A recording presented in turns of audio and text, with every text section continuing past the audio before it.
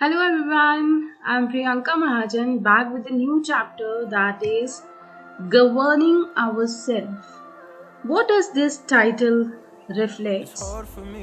Here, ourself refers to our country and the title refers to how do we govern ourselves. That means how do our country govern itself, right? So let's begin with the map. So, first of all, I would like to tell you that our country is divided into 28 states and 8 union territories. Earlier, we were having 29 states and 7 territories, but due to this amendment, Jammu and Kashmir now has converted into union territory, so it becomes 28 in number, and union territories has become 8 now, right? So we do have a constitution in our India to govern our country. The powers of central and state government has been clearly written down in the constitution. For example, how can we defend our country? All the responsibilities will be of central government, right? Making of law, maintaining them, and order within the state is duty of state government. The central government helps the state governments whenever the need arises. Constitution of India was drafted by Constituent Assembly. What is Constituent Assembly? It was a group of people who settle all the laws and rules in the Constitution, and it was adopted on 26th November 1949. But it came into force on, that means it has implemented on 26th of January 1950. This is the reason at that day 26th of January is celebrated as Republic Day. You know, this Republic Day is approaching us. Now let's talk about central government. How do the central government work? Central government, or it is called union government, makes law for the whole country. It has parliament with two houses, that is Lok Sabha and Rajya Sabha. So let's talk about Lok Sabha. This is the highest law-making body, right? It is known as a House of People or lower house, right? Its members are elected directly by people. People can vote the members and then they can elect it, right? Speaker is a position of a person who guides the proceedings. Whatever the activities takes place in the Lok Sabha, that all are guided by the speaker, right? Or speaker B, he or she is also elected by the members of house, right? The members of Lok Sabha are elected for the term of 5 years. Any Indian citizen who is 18 years of age, he can be the member of this parliament, right?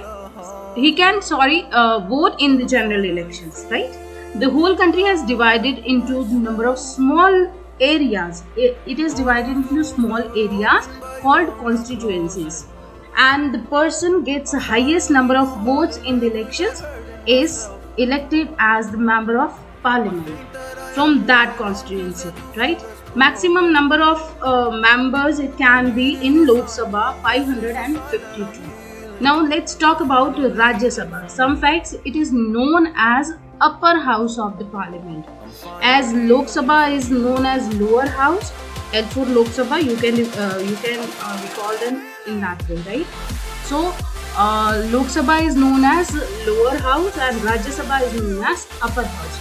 And whereas Lok Sabha can consist in number 552 and Rajya Sabha can have 250 members, and 238 are elected members and 12 members are nominated by the president, right? Members are not elected directly by the people, whereas in Lok Sabha members are elected directly by the people. Here in Rajya Sabha members are not elected directly by the people.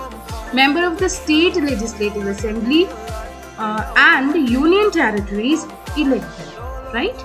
So in this The tenure, that means the duration of the member, can be 6 years, but in Lok Sabha the duration is 5 years, right? So 1/3 of its members retire every 2 years, right? And the vice president of India is the chairman of Rajya Sabha.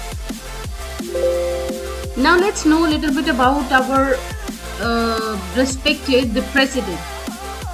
Our current president is Shri Ram Nath Kovind. He is the 14th president of our country, right? The president of India is the head of the country, and the members of Lok Sabha and Rajya Sabha and the state legislative assemblies elect the president, right? I am going to repeat कौन इनको elect करता है. Member of Lok Sabha, members of Rajya Sabha and the state legislative assemblies elect the president. The president is elected for the term of 5 years. इनका जो duration होता है that is a 5 year. Now let's talk about how does the government form. You know that we have multi-party system, right? So multi-party system, as you know that we have BJP, Congress, Bharatiya Samaj Party, AAP, Aam Aadmi Party, right? Many more political parties are there, right? So what is political party? It is a group of people who have same ideology, right? So that is very important for the democracy. Multi-party system is very important for the democracy, right? In general election, different parties field their candidates. People vote for the candidates and the party gets maximum votes in the Lok Sabha from the government at the center, right? So the president appoints the leader. हर एक party का एक leader होता है, ठीक है?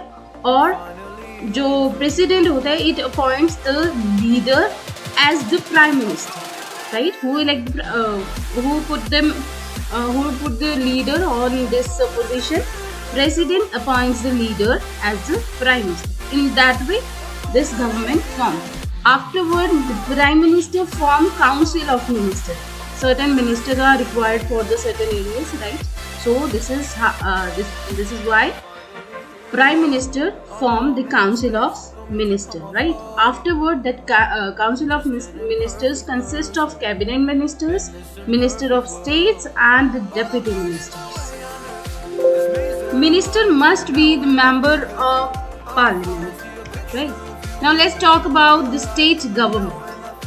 As we have parliament in our center to govern the whole country, the same way we have legislative assembly in every state to govern the state itself, right?